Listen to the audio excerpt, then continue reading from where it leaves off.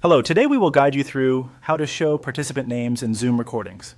If you want your Zoom recordings to clearly display who is speaking or appearing on screen, this setting can be very helpful. Turning on participant names makes recordings easier to review later, especially for team meetings, classes, interviews, or any session where it is important to identify each person.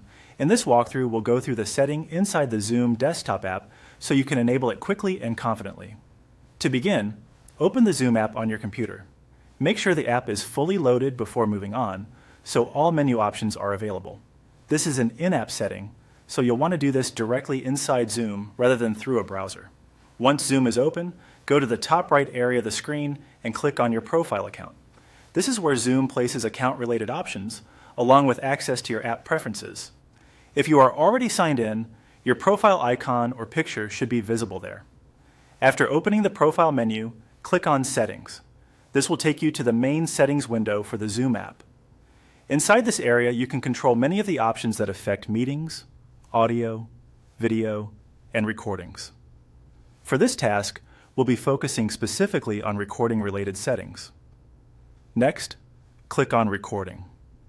This section contains the preferences that affect how your meetings are saved and what details appear in the final recording. If you use Zoom often, it's a good idea to become familiar with this area, since several important recording options are found here. Now look for recording preferences. Take a moment to scan through the available options carefully. Depending on your version of Zoom, the layout may be slightly different, but the setting name should be similar and still easy to find within the recording section. When you locate the option for showing participant names, click the toggle button to turn it on. Once enabled, Zoom will include participant names in your recordings when applicable. This can make playback much more organized and easier for viewers to follow, especially in meetings with multiple people on screen. After switching it on, you can close the settings window. Your preference should save automatically, so there is usually no need to click a separate save button. If you want to confirm it worked, you can return to the recording settings and check that the toggle remains enabled. And that's it.